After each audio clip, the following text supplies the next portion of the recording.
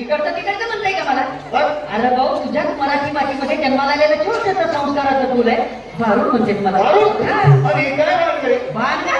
अरे माणसांनी भानगडी करू नये म्हणून संतांनी काढलेल्या प्रबोधनाच्या कारखान्याचं प्रोडक्शन म्हणजे भारूड आहे. काय ना अरे नाही द्यायचं ते येऊ नको पण मी काय म्हणते ते ऐकून तर घेतील की नाही? त्याला तुझं ऐकून घेतलं ना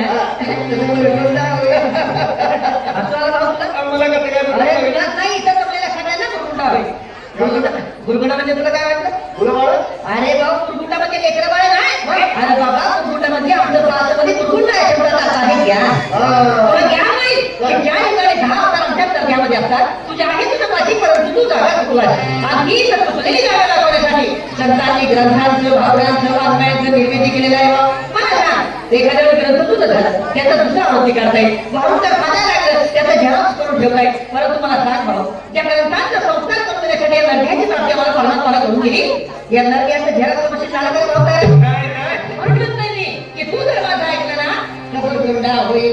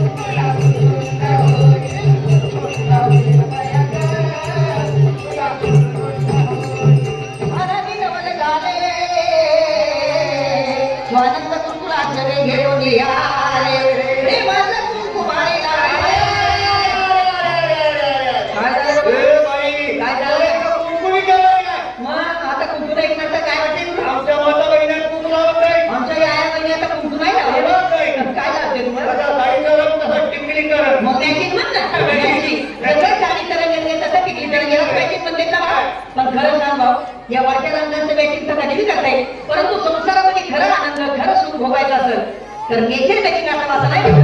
नेचर बॅटिंग असेल तर या वाक्याला महत्व आहे. मी म्हणत नाही आहे माझा कुंकुला तुझं टिकलेला नको परंतु पिकलीच्या रूपाला सौभाग्याचं दान किती टिकले म्हणजे तुम्ही आमचं पाव आज भाऊ सकाळी उठलं बाथरूम मध्ये गेलं बाथरूमची भिंत सौभाग्यवती बाहेर आरसा बसलं आरसा सौभाग्यवती मी म्हणत नाही आहे माझा कुंकुला परंतु कुंकुला माझ्या पाठीमागे काहीतरी शास्त्रीय कारण कुठं लावलं जाते कुंकू अरे भाऊ कपाळावर लावलं जाते परंतु अज्ञानी ब्रह्मरंध्राच्या मधोमध्ये पेट्रोलिक लाईट आहे त्याच्यावरती कुंकू लागलं पण आमच्या महिलेचं मानसिक संतुलन काय राहते कारण महिलेचा मेंदू अतिशय संवेदनाक्षम असते आणि महिला मेंदूच्या संवेदना कायम राखण्याचं रडाचं काम ते कुंकू करते म्हणून म्हणताय कपाळावर कुंकूला कारण कुंकू हे चिंचोकाने आधीपासून बनलेलं असतंय. एखाद्या वेळी इंचू चालणार भाऊ तर चिंचोका उभारून लावून का विंचवाचं घर उतरवण्याची ताकद त्या चिंचोक्यात आहे. मग खरं सांगाय जर विंचवाचं घर उतरवण्याची ताकद त्या चिंचोक्यात आहे तर त्याच चिंचोक्यापासून तयार झालेलं कुंकू जर तुझ्या कपाळावर लागलं तर तुझ्या डोक्याचं टेन्शन नाही कसं मिळवणार. बस तुला कुंकू लावायचं सांगितल्याबरोबर पुरुषांनी 4 वाजवायला सुरुवात केलं. पूर्वीच्या काळी आमच्या पुरुषांना मी शेती होता रे बाबा आता काही शेती काय सापडत नाही आता नाही शेती शेती म्हणजे काय शेती म्हणजे लाभके हे भाऊ शेती म्हणजे लाभकेच नाही. अरे बाबा शेती म्हणजे माणसाच्या मेंदूरूपी टीव्ही मध्ये सद्विचारांचं प्रक्षेपण करणारा आहे ना. आता ते अँटिनाच राहिलं नाही तर कसं तरी विश्व बसणार नाही बाबा. आणि विशेष म्हणजे पुरुषांच्या त्या केंद्रीय अँटिनाद्वारे पुरुषांच्या डोक्यामध्ये फक्त एकच चॅनल चालतंय ओनली मुंबई दूरदर्शन.